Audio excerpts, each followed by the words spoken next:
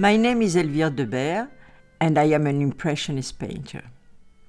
I paint with oils, usually landscape, flowers, still life, and children. I use the classic techniques of painter like Claude Monet and Auguste Renoir, who are my favorites.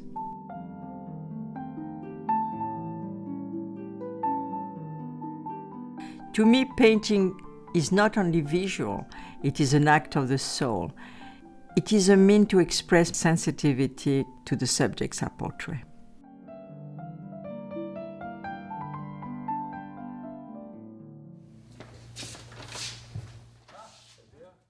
In the year 2000, I took a painting class at the College of Marine with Chester Arnold that had a dramatic effect on my life. Chester was an inspiring teacher, and he was a mentor to me. At that time, I gave my students an assignment to look back at the 20th century and explore the ideas that lingered in them of experiences in that 20th century that evoked passion, that evoked sadness, or that it just evoked reflection of any kind.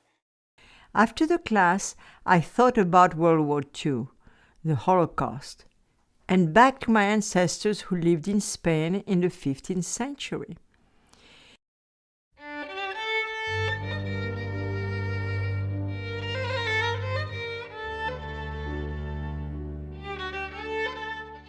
For over 1,000 years, Jews were a persecuted minority throughout Europe and frequently subject to violence and banishment from one region to another.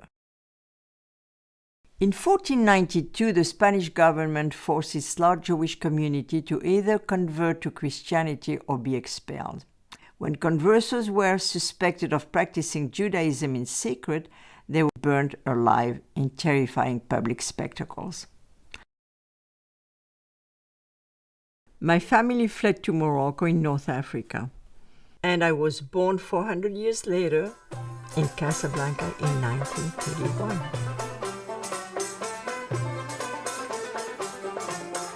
I had a happy childhood. I knew there was war in Europe, but I really was unaware of the atrocities that were taking place. The year I was born, just 2 years after Anne Frank, who lived in Holland, the Nazi Party came to power in Germany at a time when millions were unemployed and people were desperate. The Nazis were able to convince the Germans that they were a master race destined to rule the world, and all their troubles were blamed on the Jews. Soon Jews were banned from public schools. They couldn't marry non-Jews or work as teachers, lawyers, doctors, or journalists.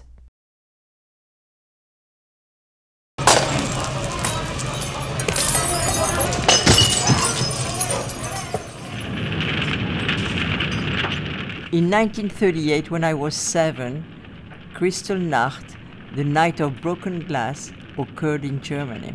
Jewish windows were smashed, their businesses were looted, synagogues were burnt, and thousands of men were taken to concentration camps.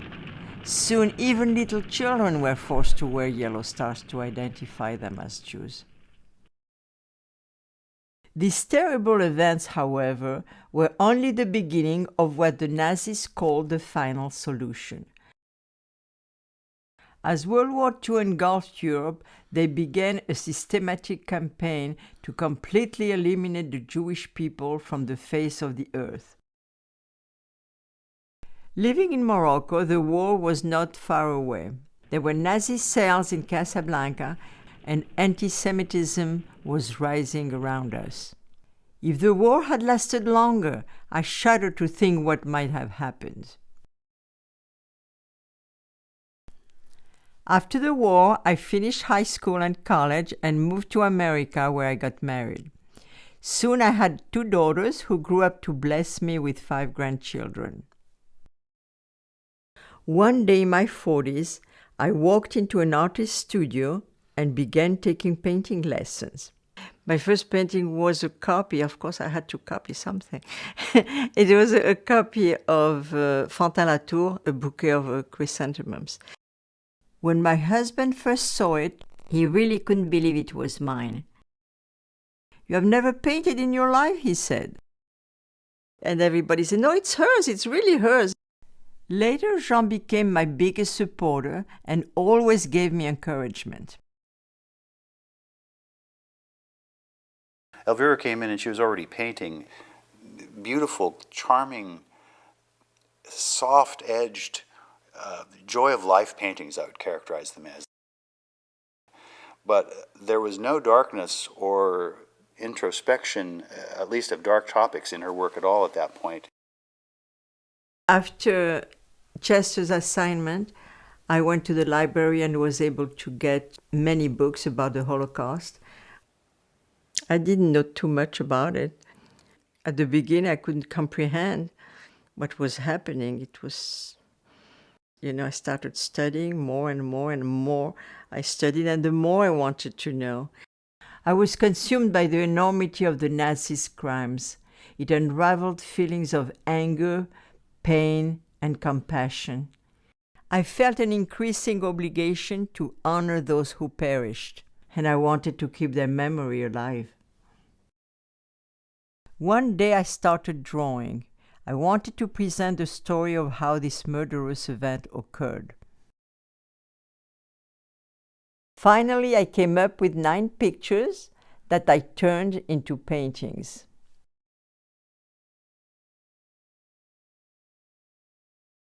She had tapped into a very deep well of feeling for herself. You could almost feel the compassion pressing out. A painting of something that's maybe has a horrifying history, or the representation of a horrifying history, is very different than the horrifying history itself.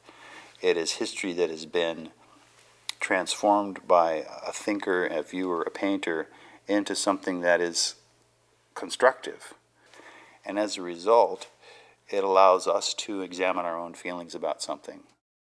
Later, I added poems to the painting to give them additional dimension.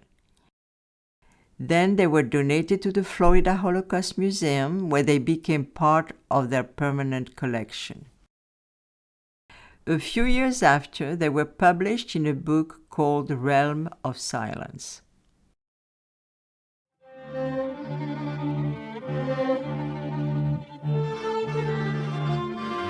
At first, I struggled with how to depict these events in a mere painting.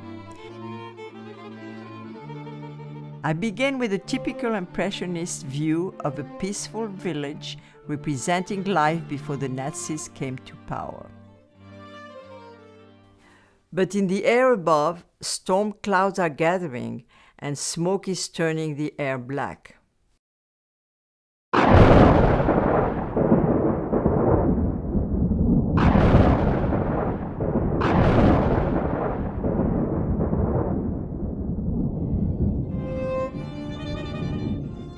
Anguish-laden clouds obscure the sky of former days. The unknown approaches.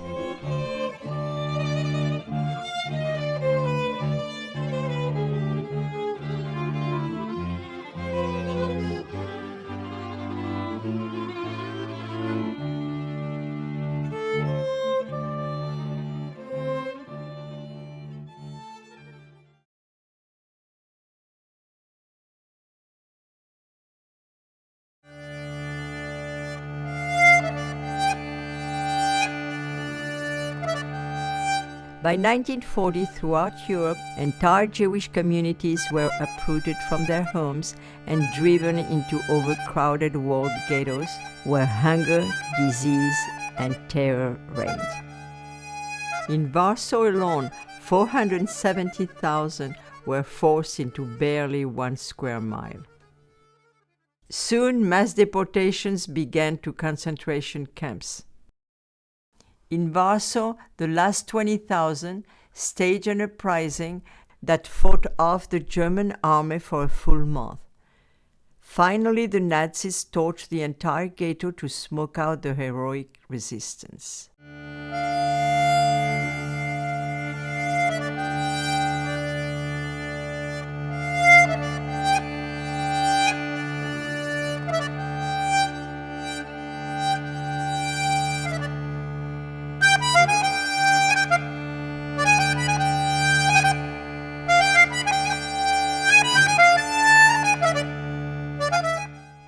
SS burned house after house.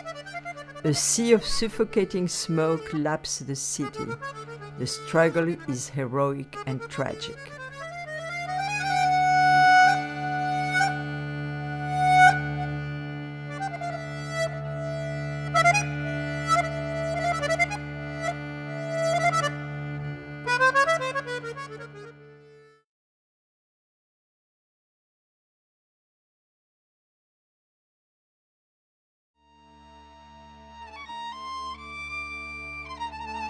I only wanted a hint of color in these paintings. Muted, monochromatic, because this was a way to evoke loss and despair.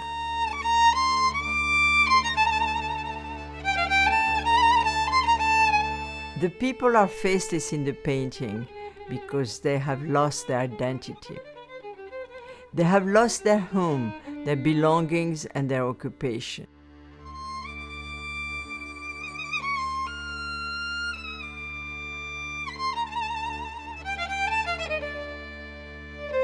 So they went, not knowing their destination, desperately trying to keep their loved ones near, and realizing they could be killed at any moment.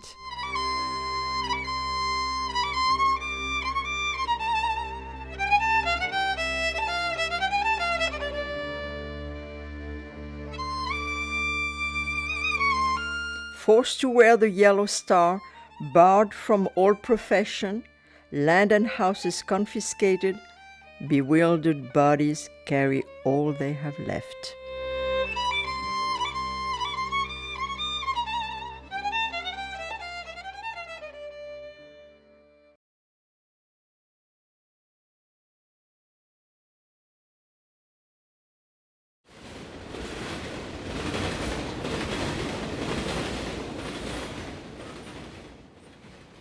By 1942, when I was 11, thousands of Jews were being herded into sealed railway cattle cars.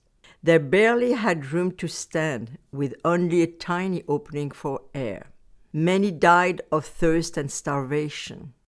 When Anne Frank's family was discovered in 1944, they ended up in a cattle car much like these.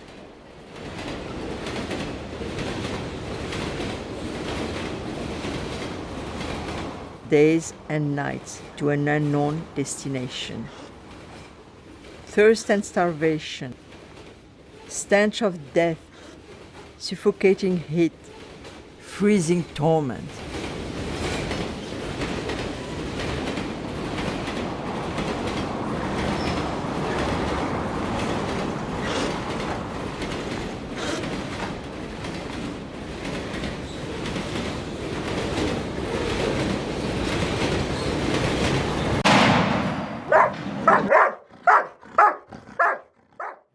Auschwitz, the most infamous of all the camps. Trains came to a halt, bolted doors were open, and suddenly the sound of barking dogs and screaming soldiers. Families were torn apart. Two columns were formed. Those fit to work were kept alive, underfed and brutalized. Children, the old and the weak were murdered in gas chamber right away.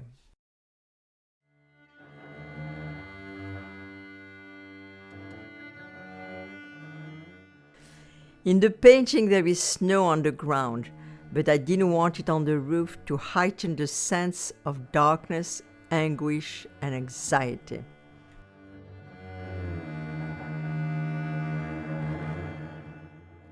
Tattooed with numbers, beaten and starved, murdered.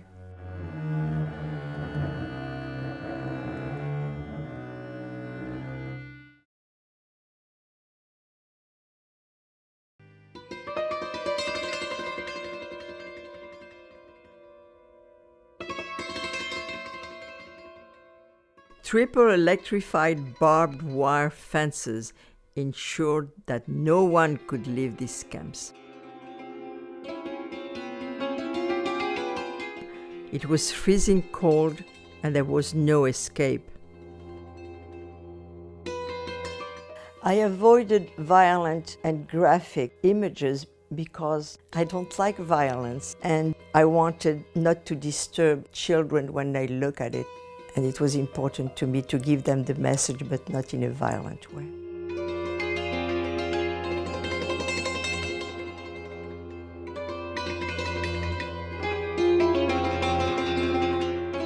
Nature is beautiful, but it is oblivious to human pain. In the bleakness of winter, grieving caged souls cannot escape.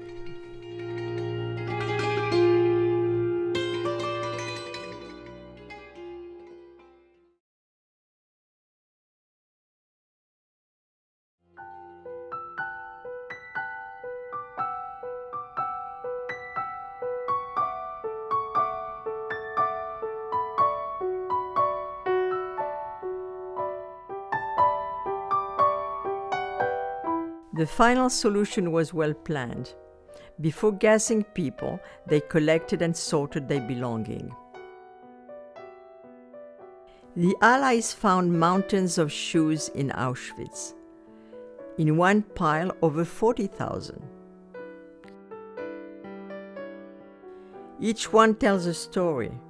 A baby's tiny booties, a young woman's with pretty lace, the boots of a hard-working father.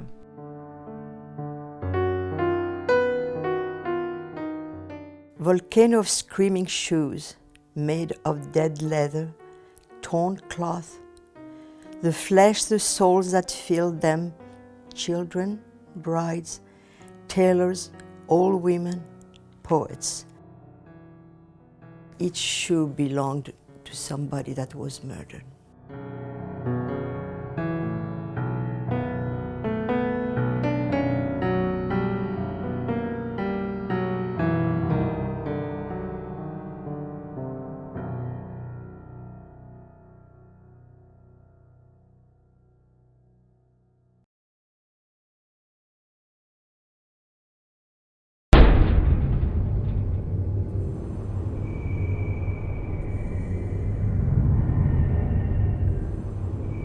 Today there is silence, but who can look at this room without hearing the cries? They were expecting a shower, but instead the pellets of Zyklon B filled the room with suffocating gas.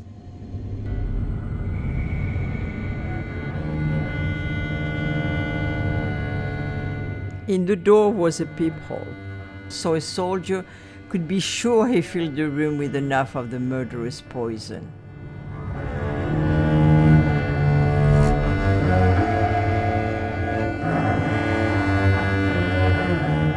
The innocent stand naked.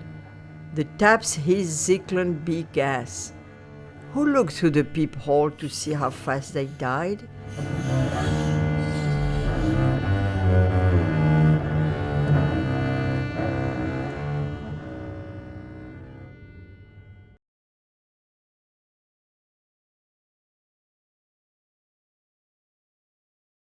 At the end of the war, the victorious Allied armies were shocked to discover hundreds of concentration camps throughout Europe. The killing had gone on day and night for years.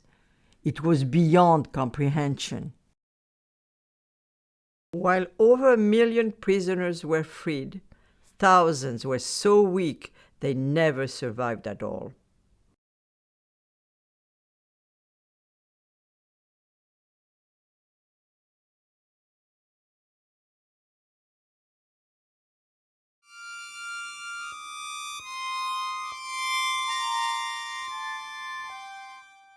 In the Jewish tradition, we light candles on the anniversary of a loved one's passing. This is how we honor the dead and keep them alive in our hearts.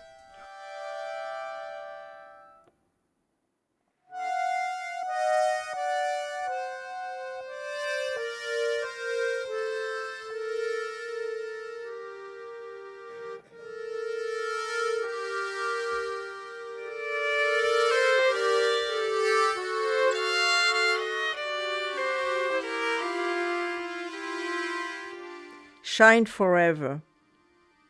From the ashes of extinction, we illuminate the soul, pass on the light to future generations.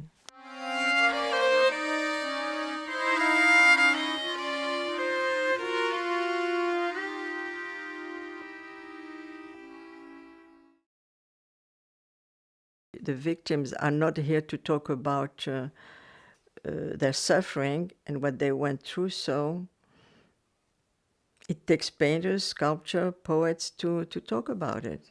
It has to be remembered in the hope that it won't recur again.